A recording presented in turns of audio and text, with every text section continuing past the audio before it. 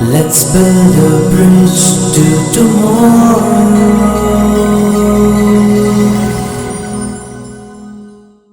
Welcome to Silver Circles, an intergenerational conversation reflecting on the core values that have shaped us at Silver Oaks. As we step into our Silver Jubilee year, we thought of pausing and reflecting and assessing on our strongest conviction that has defined us from the very beginning, character before competence, by listening to various conversations and experiences which show how this conviction has showed up and helped them in taking real life choices, especially the moments that asked for courage, responsibility, and leadership. One of the threads that have always guided these choices are the seven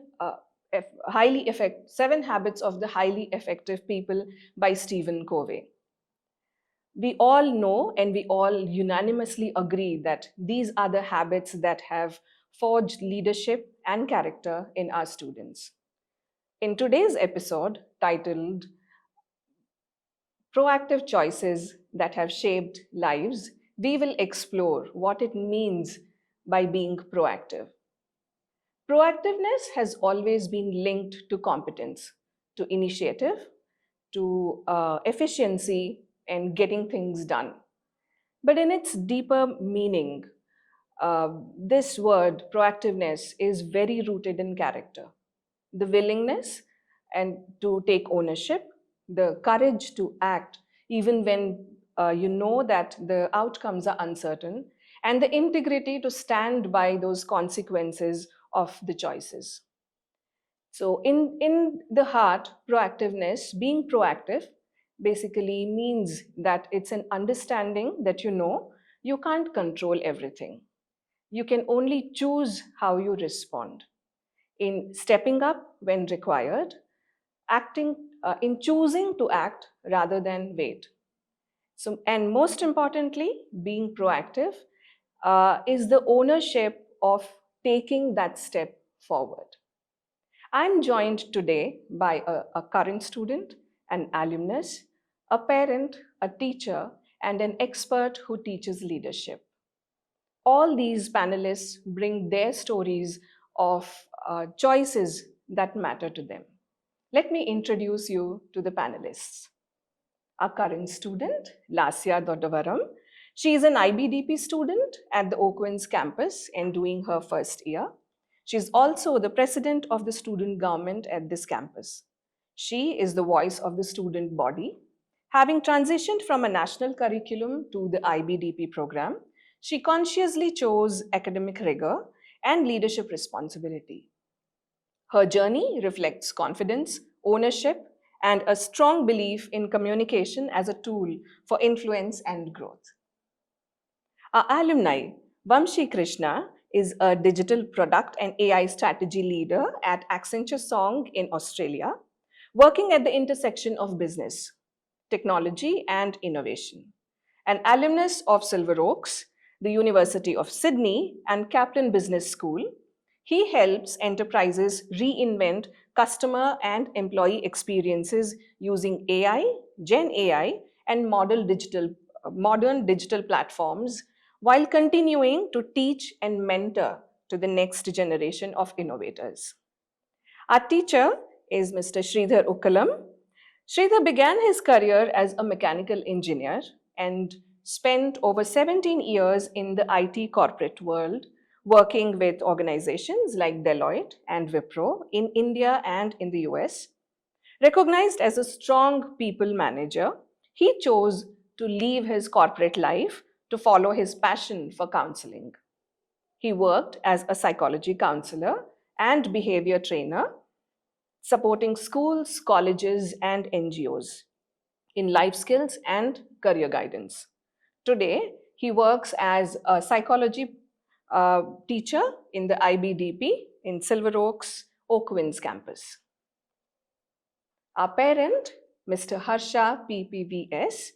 Mr. Harsha brings over 20 years of experience in the IT industry and currently serves as a group manager at Oracle India Limited, where he leads the development of enterprise applications for smarter supply chain management.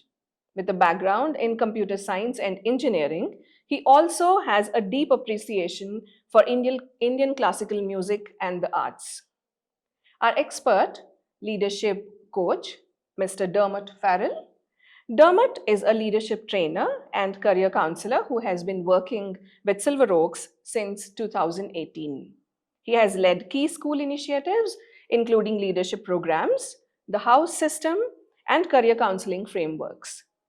Trained through the IC3 movement, he now plays a central role in building the school's career cell and guiding students in self leadership.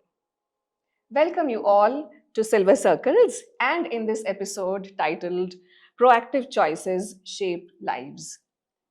So, to begin with, I would request all of you to just brainstorm a little and let me know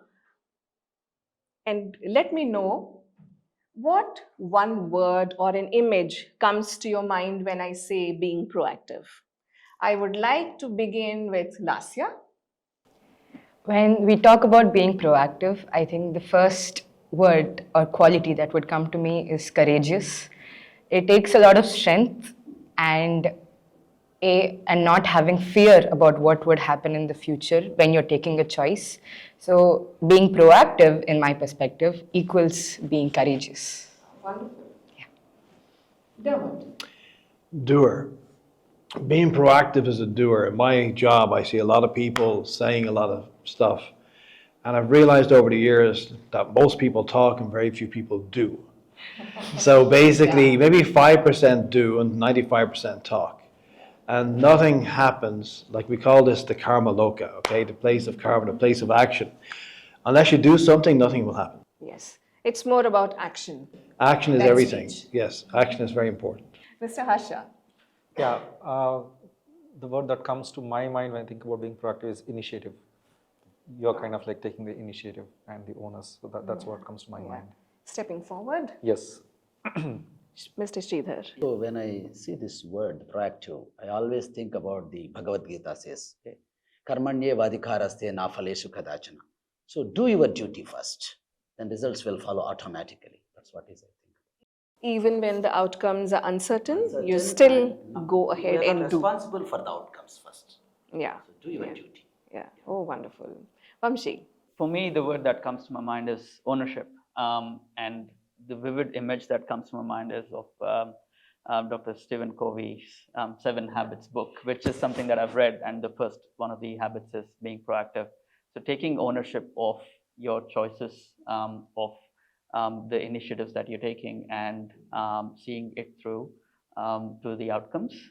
I think that is what comes to my mind. Yeah. Being responsible for self. Yeah. It begins with that. That's how I think we take ownership.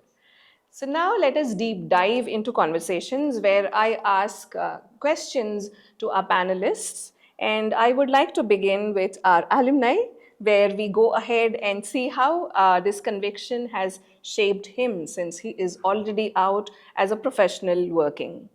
So Vamshi, did you ever step into a role or take up a responsibility that you weren't prepared for? And looking back, are you happy with that decision that you took? Yes, quite a few actually. Throughout my career so far, I have, in your introduction, you've mentioned as well, I'm currently working in the AI space. However, my background, when I did my engineering, it was aerospace engineering.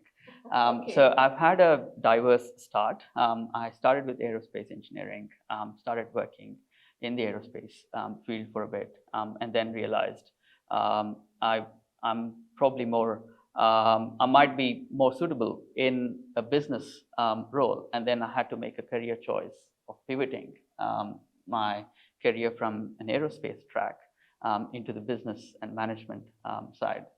And that was very new because I had already done my engineering by then, which happened to be really well as well. But then I took up my Masters of Management then as a foundational course and MBA in project management. This is when I moved to Australia at university. So you did your, this project management course in Australia. Yes. I did a double master's from University of Sydney and Kaplan Business School. So that's where that kind of gave me the slingshot into the world of business and management. And that is when, because I'm from a non-business background, moving into a business and management consulting role after that, there were a couple of jobs that I had taken up, which is where I needed to take up responsibility, own the choice, and do a lot of unlearning and learning at the same time. So that's where I, as part of the course, I took up an internship in Sydney, and that was in a venture capital firm. And this was, I'm very passionate about startups and venture capital as well at the same time. So that internship gave me that practical exposure, moving from India to Australia. The job landscape is different, the ways of working is different, the work culture is different. So getting an internship at the start, that brought one foot in the door for me. And kind of acclimatized you? Yeah, exactly. And because it was new, both my first internship there and then my first job after that in Australia, what I did was I approached a couple of people in my life as a request for being my mentor, and somebody who has already been there, done that in the field and has got immense experience already. And that helped me own the choices that I made, and to see through that, okay, I can learn something from them. I don't have to reinvent the wheel. There have been people who have done this in the past. So just the power of networking can help you move forward. So that's where I took up as a mentee myself in the beginning. And then once I started settling in, I started mentoring myself. Since you were on the other side, you started to, you felt it was right to hold hands those who were new into it. Yeah. And it's a way of giving back as well. So that's how I took up a new responsibility, a new job in a career shift, career pivot movement. So what were the skills that probably helped you to understand that maybe this is not what I want to do? And what gave you the courage to change and pivot into something different? Yeah, when I was engineering, doing my final year of engineering in Bangalore, I started to organize a few workshops in the university itself. And I have been very actively part of a lot of the extracurricular activities in the university myself. So I saw there was a need for engineering students to learn finance basics, because personal finance management and investments is something that's not taught in engineering colleges. And even in business, there's a lot of theory that is being taught. So that's where I thought, okay, there is a gap. There's a gap in financial literacy and financial education. Let me start something. And with a couple of my fellow students as well, we started a series of workshops, and that eventually grew into a financial education platform itself. So that gave me a lot of widened horizon of, okay, there's a lot more to explore. And then probably you had better skills to utilize doing that. Exactly, and that's where I learned a lot of transferable skills, and those are the skills that have a lot of these are soft skills, and over a time, developing these soft skills have been very helpful. That were, I was able to transfer them to my next steps as I moved up the career. And how did these 7 habits help you in having that foundation for these soft skills? Absolutely. I think if there's one thing that I take away from the school, it was the schoolhouse when I was, in 2011, 2013, when I was at Silver Oaks. And one of the vivid things was the 7 habits, because of the senior wing. We had to go through a lot of that as part of the school. And that's been a cornerstone for me in a lot of the choices that I've made, being proactive, sharpening your saw continuously, and beginning with an end in mind. And that's where, all of these go hand in hand. with any choice that you make, being proactive, but you're also beginning with an end in mind. So you're also pivoting whenever required, and always sharpening the saw. So it's been, I've seen myself unconsciously, subconsciously put this through in practice. Yeah, that's great.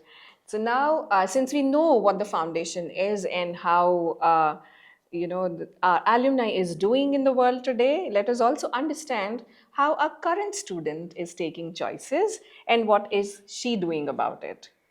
So Laasya, my question to you is, you made an intentional move into the IBDP program after 3 years in a different curriculum. What made you feel ready to take that step at this point in your journey? And mind you, you are a very young girl. There would have been a lot of thinking, lot of discussion. But what prepared you to go ahead and take up this choice? Well, the IB curriculum or the IB world came to me at a very sensitive time. Siddhartha ma'am, along with Krishna ma'am, had conducted boot camps for us right here in the Oaklands campus.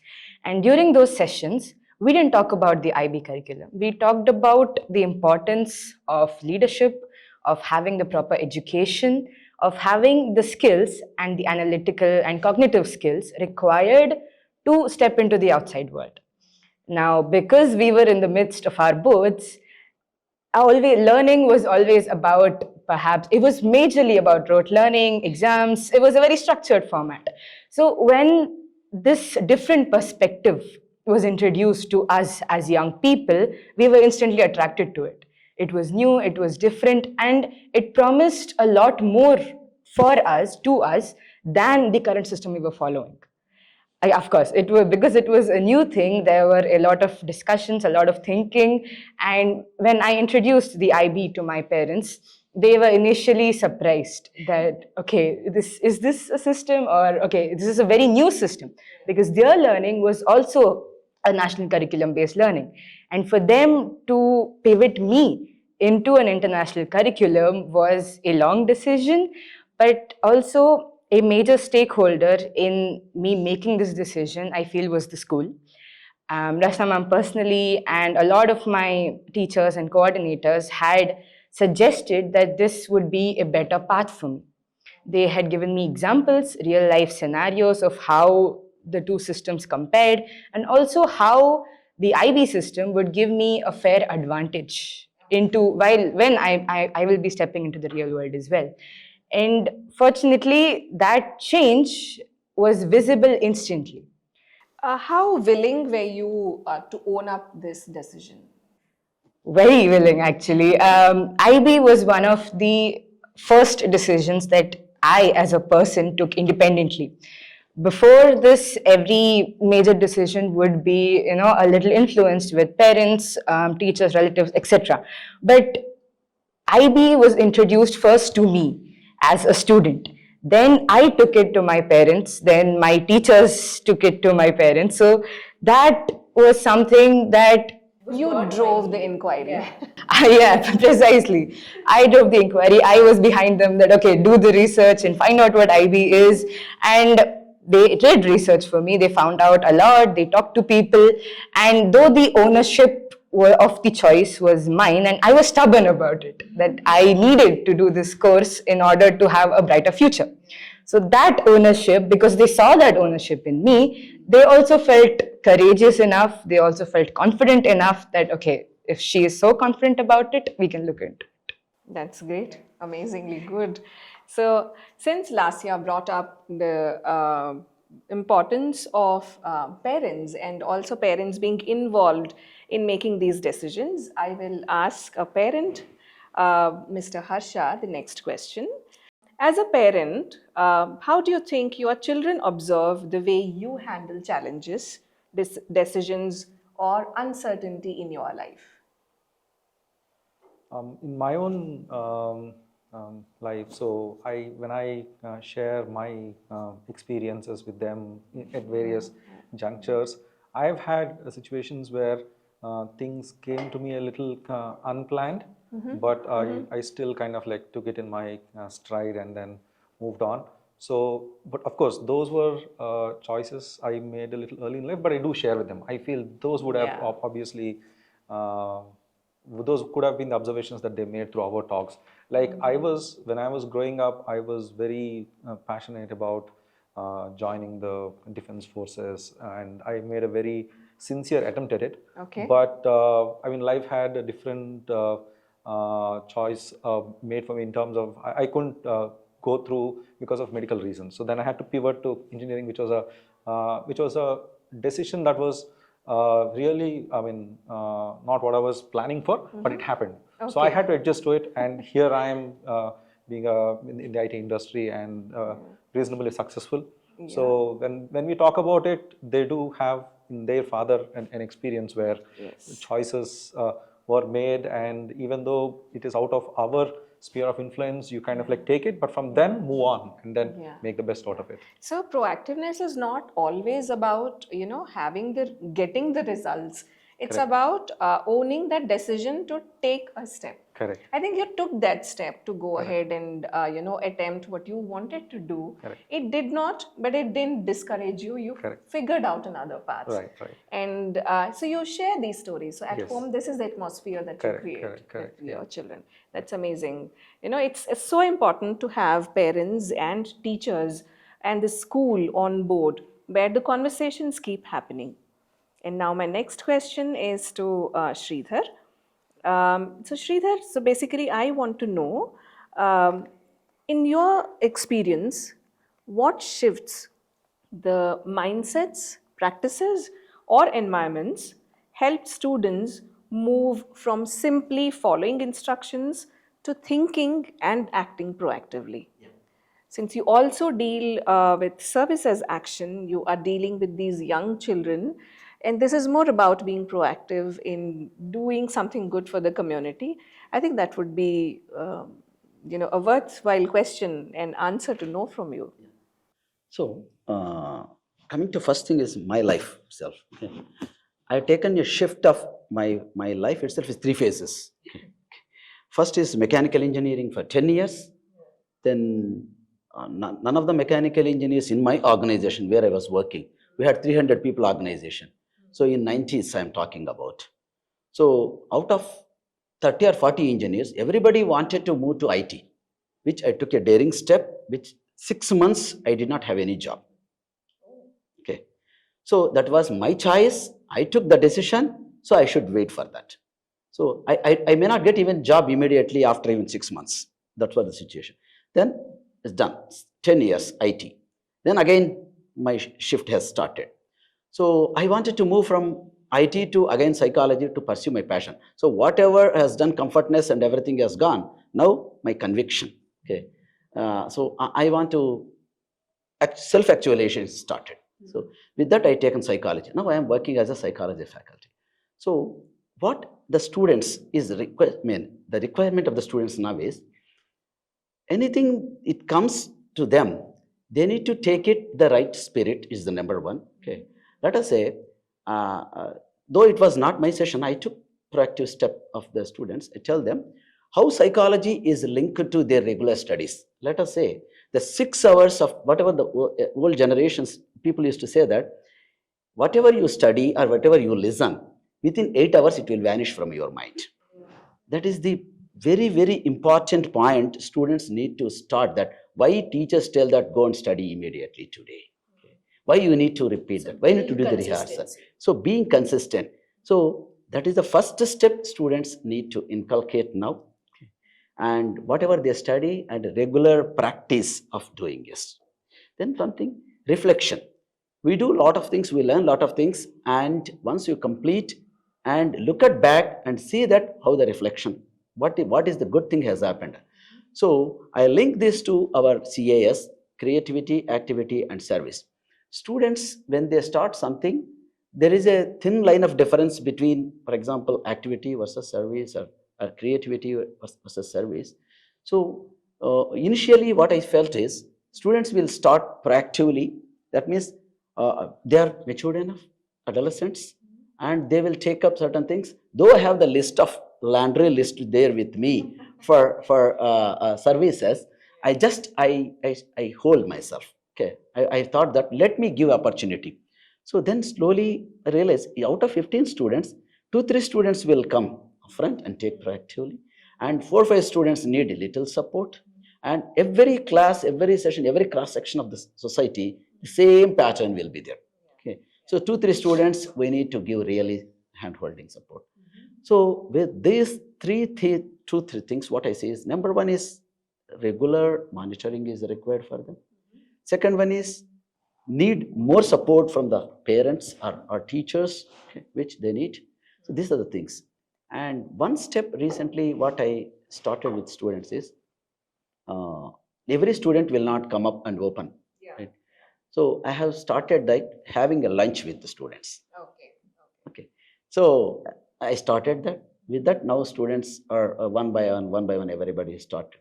So you basically feel that it is important to shift their mindset so that they, instead of just followers, then become people who proactively participate. Right. So it's the first thing, more than the practices or the environment. It is the mindset of a student. Yeah. Even that mindset, they will not be aware of it, what I am going through. So we need to dissect that and make them understand.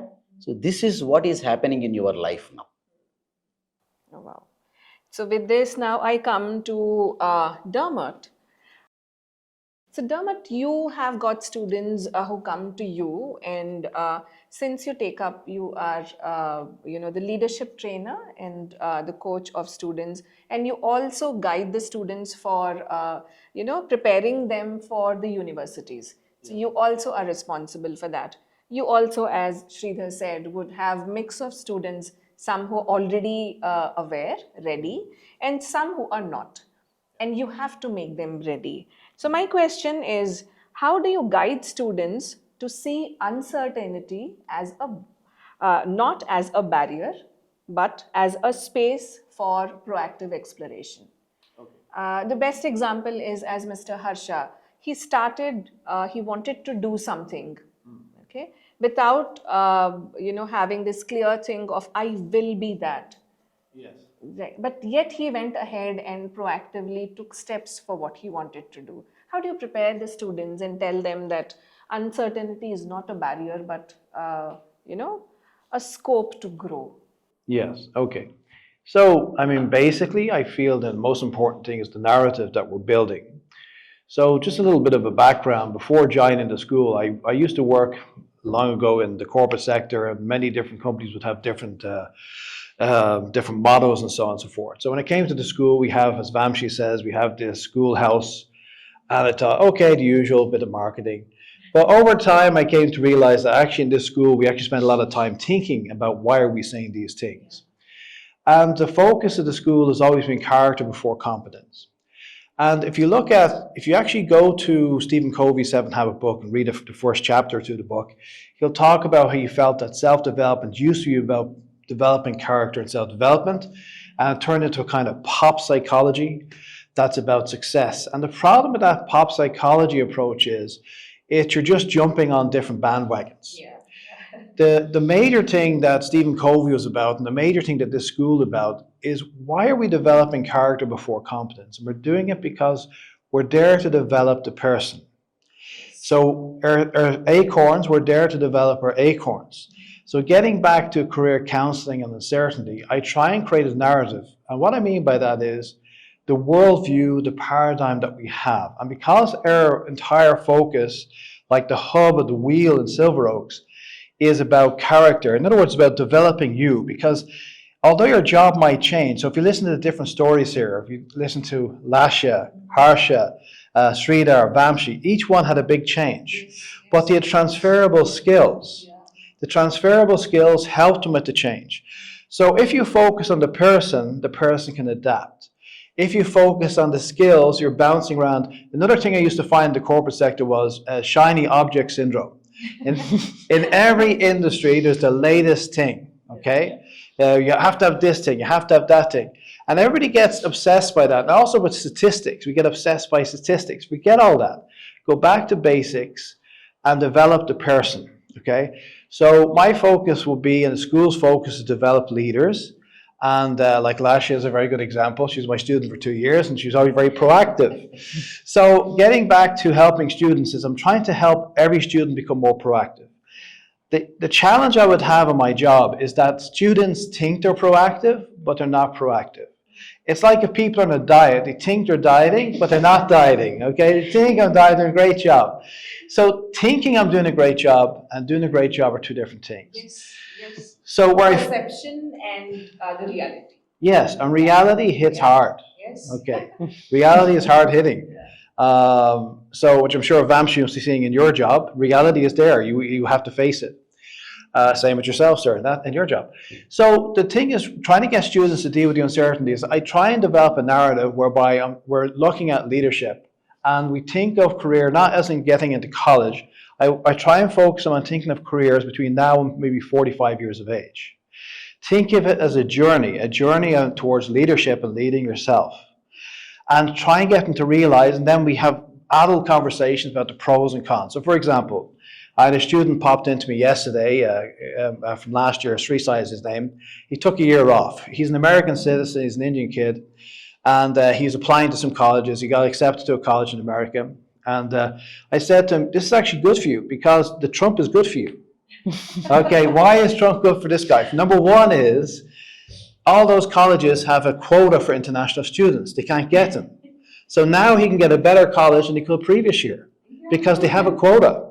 Such a beautiful way of looking at uncertainty as a path for growth. And even for part-time jobs, because the guys who are not in US citizens won't do part-time jobs in America now, which means there's more options for doing part-time jobs when you get there. So what I'm basically saying is it's just a continuous narrative and trying to engage the students and have conversations with the students, genuine conversations where they just come in and drop in and have a chat. And then they start trusting you and think, I talk to this guy and I share my thoughts and my feelings and my insecurities. And then we can start working on it together. So that's the basic focus. So it's all about you, the person, developing the person. And once we develop the person, everything else can be adapted. So if the person is endowed with all these skills and is aware of all these skills, I think any uncertainty, the person is ready.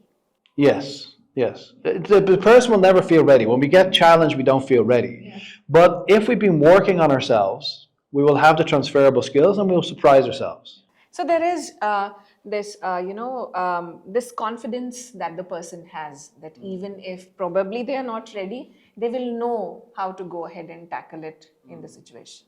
Yes, that's what we're working towards, or trying. And of course, you have the Laasya type, who's that 5% who are super proactive.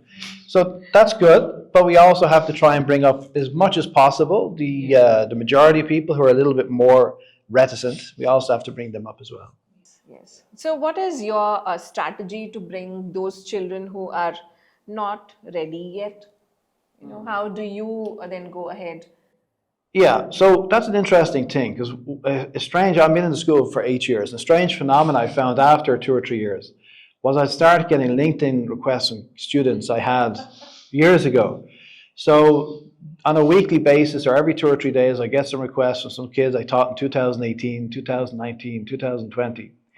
So initially I was thinking in terms of success today, and then I started realizing, and I met some of the alumni, and I saw how much they changed. And I realized we're sowing seeds. Yes. Okay, some people are going to have leadership like Laasya today. Some people are going to have leadership 10 years from now. It's fine. And they will remember you. If you did a good job, they'll remember you and probably want to talk to you. So the thing is, don't worry too much about making everybody a superstar. Rather, we do our best to try and reach out to everybody. If, say, for example, I have a lot of the leadership class about group discussions and speaking, there are students whereby after 2 years they speak once, and I have to just applaud them. They stood up, they spoke. Everybody can speak, everybody can stand up, and so on. So the basic thing, though, there's a couple of things. One is, which I learned over the years in teaching, is never think a student is the way he was last class. Yeah. So always give them a shot. So that's one important thing. And the other thing is continually try and broaden, because when you go into a class as a teacher, out of 25 students, 5 people will always like you. But what about the other 20? So I've got as best I can to increase my coverage that bit by bit I'm reaching other small groups within that 25 as best I can.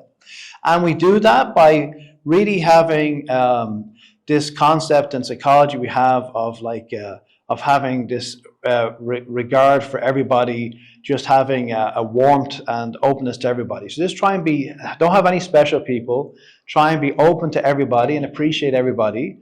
And then they'll start figuring out, because they'll test you as a teacher. The students will test you and see what kind of person you are.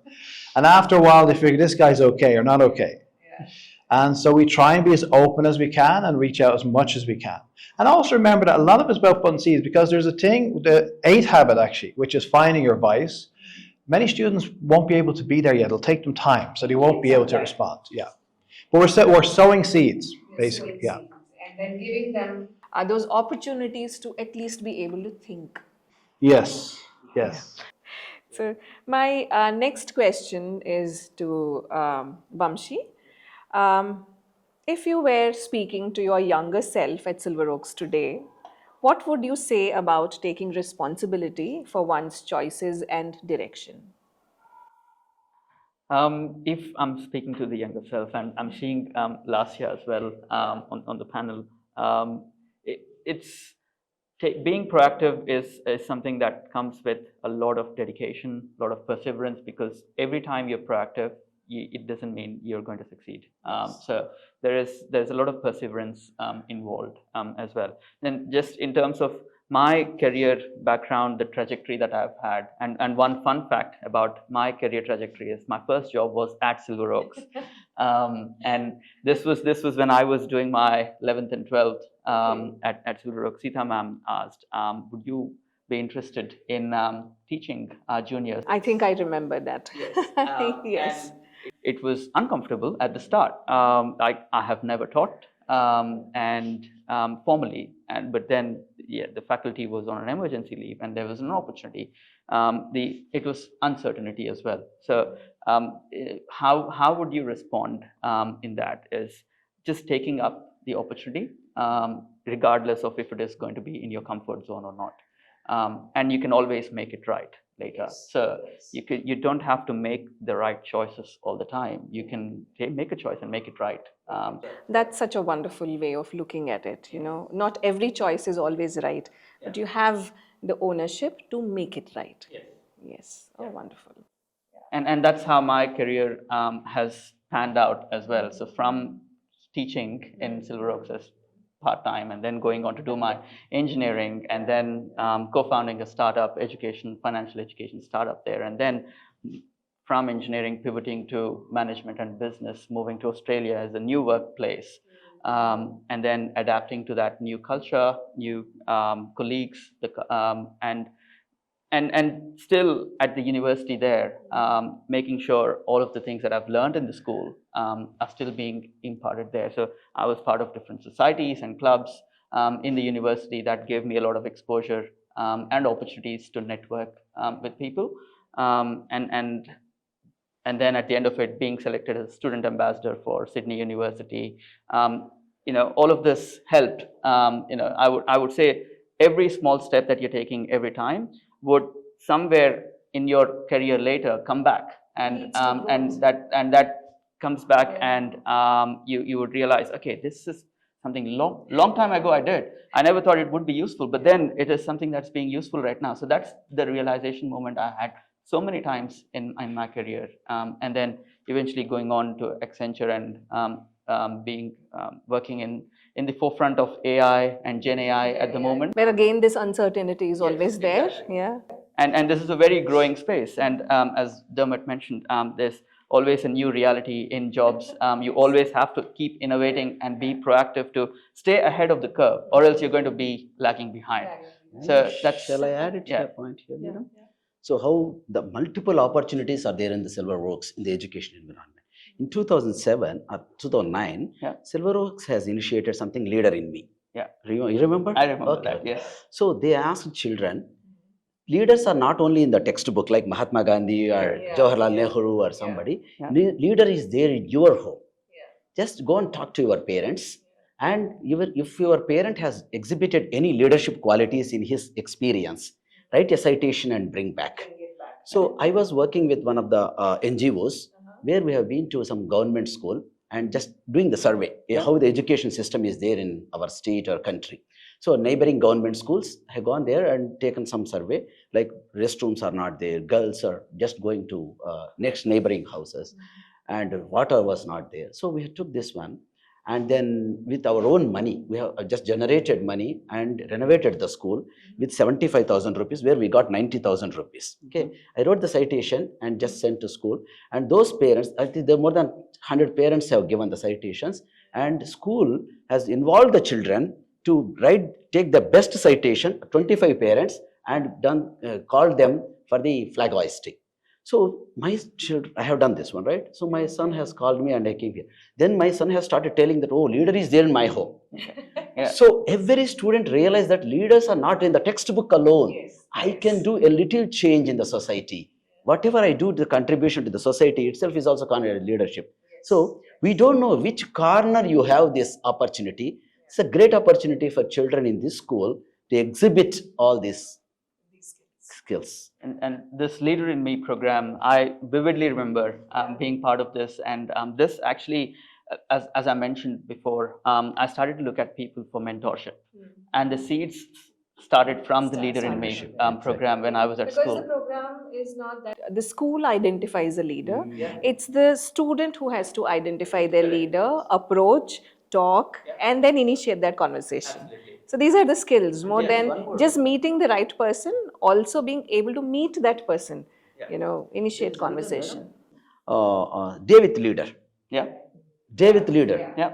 So, yeah, go ahead. And opportunities like this, my message is, school has got immense opportunities, which later when you go down the track in your career, you realize you've done these before, and subconsciously you've had transferable skills. The Leader in Me, the Day with a Leader, Me and My Country program, Mantras of Mahatma. Mantras of Mahatma, the operas, and the theatre in education, and a lot of these opportunities give those transferable skills that hone you as a person, which puts character before competence. So all of this was, it's just grab these opportunities in school, because these are going to definitely come back to you in your life later. It's wonderful to... I just have a question for Vamshi, actually. So, because you do say like 7 habits, for example, in school. Yeah. So now, as a person who's been out maybe 10 years or 12 years, how is your feeling of looking at, say, the 7 habits now versus the 7 habits then? I see it a lot more relevant now when I'm at workplace, because when I was at school, I was not able to relate to some of the habits a lot in a very practical way. But then as I go on into workplace, for example, I'm in the AI space, Gen AI space right now. I have to be very proactive in learning new technology, the new ways of working in AI, or else I'm going to lag behind, right? So that's in any tech company, and that's going to be very crucial. So I saw more relevance of that in my workplace now, because I see this across age groups, across industries. This can be applicable. It doesn't have to be just in the formative ages or schooling years itself, but more applicable in real practical life as well. Sharpening your skills have to be, you've got to sharpen your skills all the time. There are new things that you can explore every time in workplace. I have done, for example, teaching, even started at Silver Oaks, but then when I went to Sydney University, I was also teaching and tutoring as well. I got an opportunity part-time to teach at Sydney University. So that keeps teaching, I feel like, is always the best way to learn, and it keeps sharpening your skills as well. So a lot of these habits have been useful in my life and in every career choice that I've made. Since you brought up this thing of AI and uncertainty and the new reality, shifting realities in jobs, my question before we conclude and move on to the next segment of our conversation is to Mr. Harsha. In a fast-changing field like technology, how have you personally stayed open to learning, adapting, and even letting go of what you once knew? How did you, keep yourself open to learn? Yeah, so the industry that I am in actually undergoes rapid change because I'm Yes, part of the yes, information yes. technology industry. And in my own career of the past over 2 decades, I have seen things change from when I studied versus when I started my career initially to where it is headed now. Yeah. And the pace of the change has only been increasing quite a bit. So yeah, I mean, the things that helped me actually always motivated for adapting to them are what I have built early on through my schooling and some of these habits about dealing with uncertainty. And because you don't take things for granted, you kind of like realize that how much ever you plan, there are things that come that are out of your control. So Out of syllabus questions. yeah, absolutely. So that understanding, if you have, then whatever changes that are happening in your career, you're not overwhelmed by them. But whereas you kind of like prepare yourself to embrace them, because the more you embrace them, then you become more prepared, and then you relish the changing environment, and then you thrive in them. Yeah, such a beautiful way and succinctly put this entire thing. Right. So before we conclude, I want to know, and I invite you all to share briefly one insight or a thought that is your takeaway from today's conversations. So shall we begin with Vamshi now? Because we've talked a lot about being proactive and the 7 habits of highly effective people, my key takeaway is your network is your net worth, and you've got to be proactive in networking and talking to people. Be open to conversations and sharing your story and also listening to others' story. There's a lot of power in it, and just being proactive in your outreach and talking to people can itself unlock a lot of doors for you. So that's something that's my key takeaway here. Sreedhar. Yeah. So the be proactive is not just the habit. It has multiple dimensions when I come across the different conversation here. One is like spiritual, as I said, that it is do your duty. Karmanyevadikaraste nafaleshu kadachana. Duty. Okay. Second one is like experience. Okay, like Silverworks. Silverworks is practicing exactly be proactive in multiple dimensions. Okay, character before competency. Okay, so to have the character before the competency, first you need to change yourself, right? So Have the right mindset. yes, right mindset, and I need to change. The results will automatically follow, as Mahatma Gandhi said that. Okay, inspirational dimension. Okay, be the change which you wish to see in the world. Is the third dimension. Then fourth one is psychology, right? So controlling your emotions and maintain while you are undergoing the change, a lot of emotions happens. So you are responsible for only your emotions and your actions is the other dimension. Respond, not react. Yes, exactly. No reaction. Even if you react, it's ultimately you're going to be responsible. Yes. Okay. Then third dimension, which I practice, vipassana, okay, which is again talks about only emotions. Hold your emotions, see the world what you want to see. So like this, every experience and every story is giving a different dimension for a the habit, be proactive. Laasya. Well, I have had the fortune of having so many dimensions and perspectives today.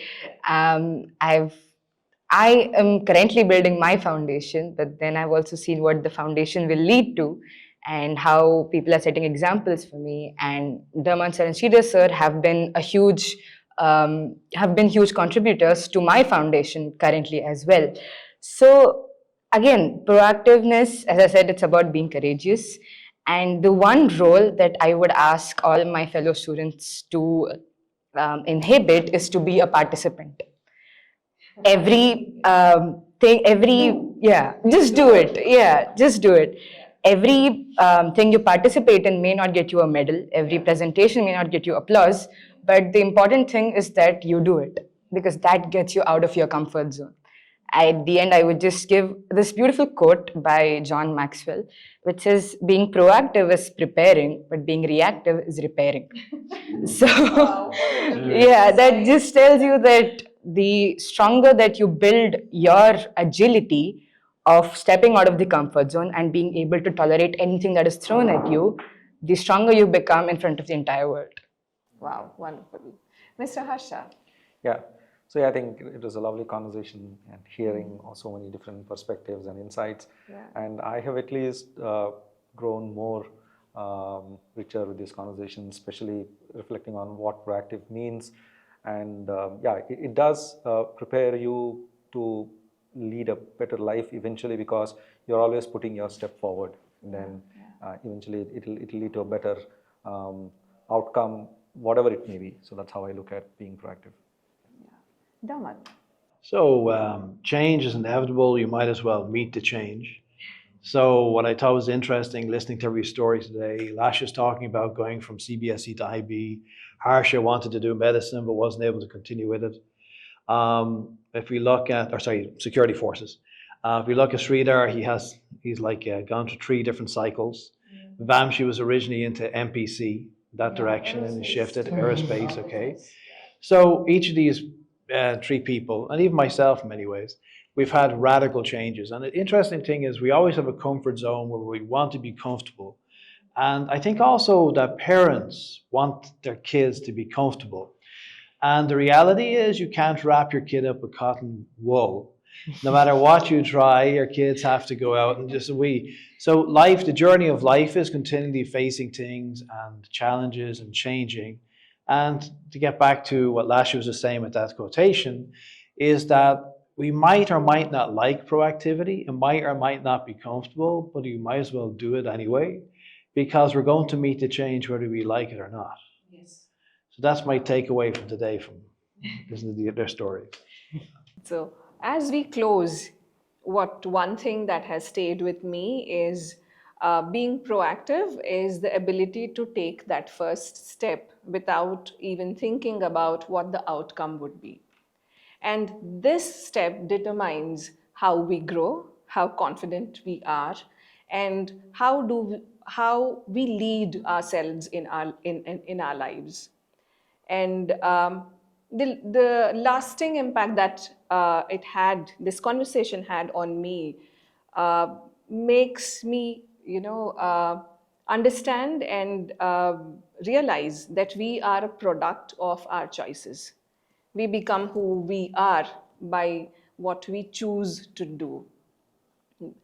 We hope these reflections will continue to stay with you even after this conversation. And thank you very much for being with us in this conversation. We look forward to welcoming you in our next episode, where we will continue our conversations, reflecting, listening, and learning with one another. 3 cheers to Silver Circles. Let's build a bridge to tomorrow.